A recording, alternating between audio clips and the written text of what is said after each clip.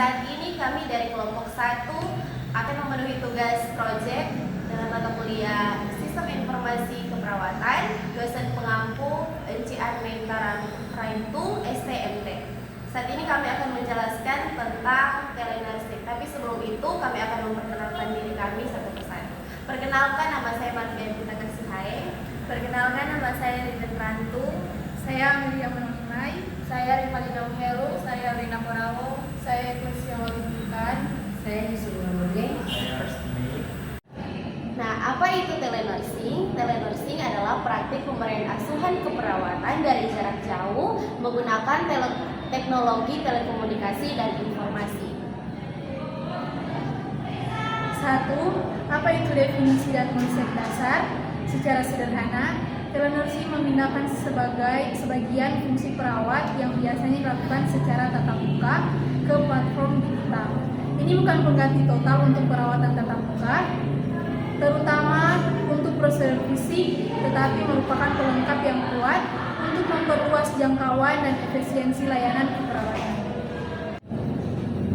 Tujuan utama telenursing untuk mengimplementasi telenursing adalah untuk meningkatkan akses, memberikan layanan keperawatan kepada pasien di daerah terpencil, juga meningkatkan efisiensi, mengurangi biaya perjalanan bagi pasien maupun perawat, dan manajemen penyakit kronis untuk memantau pasien dengan kondisi kronis secara berkelanjutan dari rumah mereka. Selanjutnya memberikan edukasi, menyampaikan informasi-informasi kesehatan, dan juga triase dalam membantu pasien menilai tingkat keparahan gejala mereka dan mengarahkan mereka ke tingkat perawatan yang tepat. Yang ketiga, bentuk layanan dan aplikasi telenursing. Telenursing dapat diwujudkan dalam berbagai bentuk layanan. A. Triase telepon. Ini adalah salah satu bentuk telenursing yang paling umum. Pasien menelpon untuk melaporkan gejala. Perawat telenursing akan mengajukan pertanyaan terstruktur untuk menilai kondisi pasien. B. Pemantauan pasien jarak jauh atau remote monitoring digunakan terutama untuk pasien dengan penyakit kronis. Konsultasi video mirip dengan kunjungan dokter online tetapi fokus pada asuhan keperawatan. D. Edukasi dan promosi kesehatan, merawat menggunakan teknologi untuk mengirimkan pengingat minum obat melalui aplikasi atau SMS. 4. Manfaat telenursing bagi pasien. Yang pertama, kenyamanan. Mendapat perawatan dari kenyamanan rumah sendiri. Yang kedua, mengurangi biaya.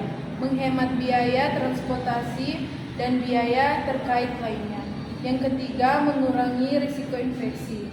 Menghindari paparan kuman di rumah sakit atau klinik. Yang keempat, perawat berkelanjutan. Merasa lebih terhubung dan terpantau, terutama setelah keluar dari rumah sakit. Bagi perawat dan sistem kesehatan, efisien waktu. Manfaat bagi perawat dan sistem kesehatan. Yang pertama, efisien waktu. Perawat dapat mengunjungi lebih banyak pasien secara virtual dalam sehari. Yang kedua, jangkauan lebih luas. Mampu melayani pasien di area geografis yang luas. Yang ketiga, data real time. Mendapatkan data kesehatan pasien secara langsung untuk mengambil keputusan yang lebih cepat. Yang keempat, mengurangi readmisi. Memantau pasca rawat inap yang ketat dapat mencegah komplikasi yang menyebabkan pasien harus kembali dirawat di rumah sakit. Yang kelima, tantangan dan keterbatasan telenursing bukanlah solusi untuk semua masalah. Ada beberapa tantangan yang signifikan. Yang pertama, keterbatasan penilaian fisik. Perawat tidak dapat melakukan pemeriksaan fisik penting seperti palpasi atau meraba, auskultasi, mendengar suara tubuh, atau melakukan prosedur misalnya menyuntik atau memasang bibir. Masalah teknologinya, pertama, ada kesenjangan digital. Tidak semua pasien, terutama lansia, memiliki akses ke internet yang stabil seperti smartphone atau keterampilan untuk menggunakannya. Yang kedua, masalah koneksi. kualitas panggilan video yang buruk dapat menghambat komunikasi. Yang ketiga, keamanan dan privasi data. Data kesehatan pasien sangat sensitif. Sistem telenursing harus sangat aman atau terenkripsi untuk melanggar kerahasiaan pasien sesuai regulasi seperti HIPAA, DIAS atau regulasi serupa di negara lain. Aspek legal dan lisensi, perawat biasanya memiliki lisensi untuk praktek di wilayah, provinsi atau negara tertentu. Menjadi rumit jika pasien berada di wilayah yang berbeda dari perawat. Yang terakhir, komunikasi nonverbal. Meskipun video membantu, beberapa isyarat nonverbal yang halus mungkin terlewatkan yang bisa menjadi penting dalam penilaian keperawatan. Yang keenam, aspek etika dan legal. Dalam telenursing, perawat tetap terikat pada kode etik keperawatan yang sama seperti perawatan tatap muka. Aspek kuncinya meliputi yang pertama, informan, consent, atau persetujuan. Pasien harus memahami bahwa layanan diberikan dari jarak jauh, termasuk batasan dan risikonya, dan menyetujuinya. 2. Kerahasiaan. Menjaga data pasien tetap aman adalah prioritas utama. 3. Akuntabilitas. Perawat bertanggung jawab penuh atas saran dan aduan keperawatan yang mereka berikan secara virtual. Yang keempat, standar praktis. Perawat harus memastikan bahwa perawatan yang diberikan melalui telenursing memenuhi standar profesional yang sama dengan perawatan tatap muka. Yang ketujuh, masa depan telenursing.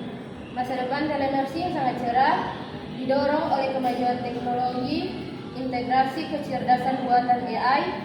AI dapat membantu menganalisis data RPM untuk mendeteksi tanda bahaya lebih awal atau digunakan dalam chatbot untuk triase awal. Yang berikut, peringkat Internet of Things. Semakin banyak perangkat kesehatan di rumah yang terhubung ke internet memberikan data yang lebih kaya kepada perawat. Penerimaan yang meningkat, pandemi COVID-19 telah mempercepat adopsi penerimaan oleh pasien dalam penyediaan layanan dan tren diperkirakan akan terus berlanjut.